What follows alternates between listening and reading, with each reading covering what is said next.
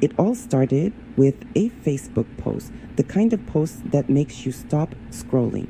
Raw, a digital scream into the void. Within hours, thousands had heard it, allegedly from a man named Vincent, aimed at Aaliyah, the mother of his son, Bronx. It declared, in no uncertain terms, "This bitch sold my son."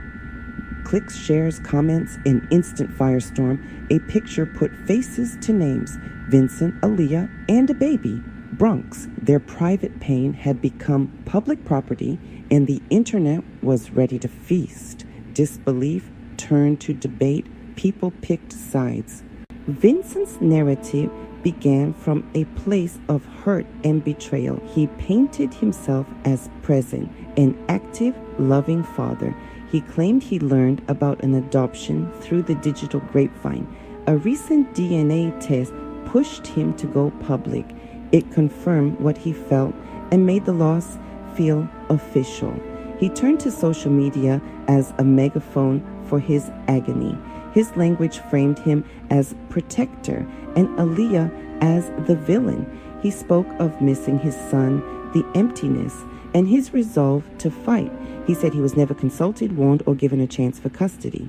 Aaliyah did not stay silent. Her posts were defiant, refusing to be shamed. She said she had receipts and that Vincent wasn't ignorant. She alleged he knew she was exploring options. She reached out for help, felt unsupported and alone. She argued she acted for Bronx's best interest. She rejected the word sold, saying it was a lawful process, not a transaction. She said the only person she owes an explanation to is Bronx. Where he claimed secrecy, she claimed abandonment. To understand this, the timeline is reconstructed.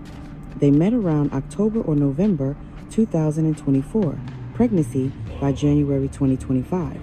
The months after Bronx's birth are murky and contested. He insists he was present. She describes isolation. The truth likely lies in the messy middle.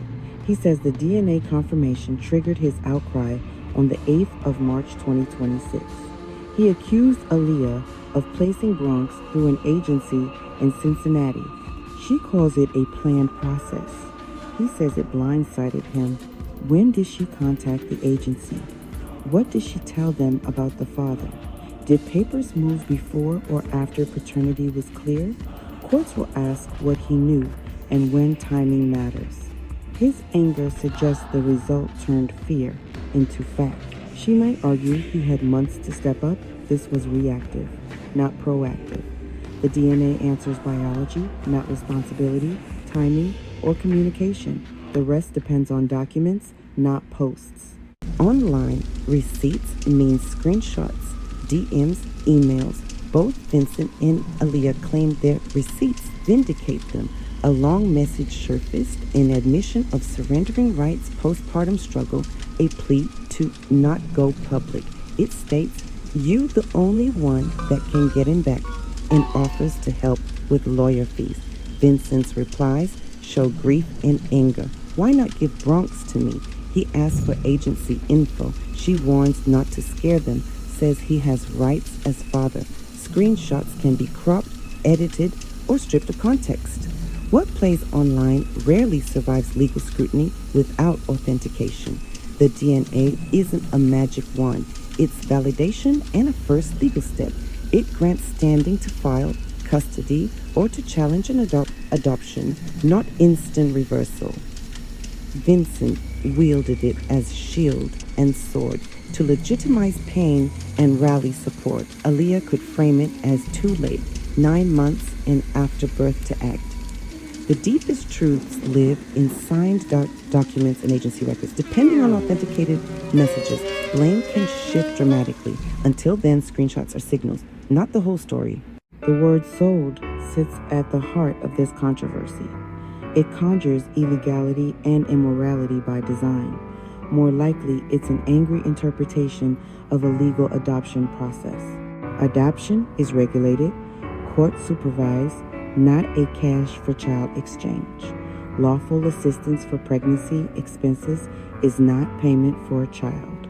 Unmarried fathers have rights but must take steps to assert them. If the father isn't identified or registered, an adoption can proceed. Vincent may have to prove his rights were ignored or he was misled.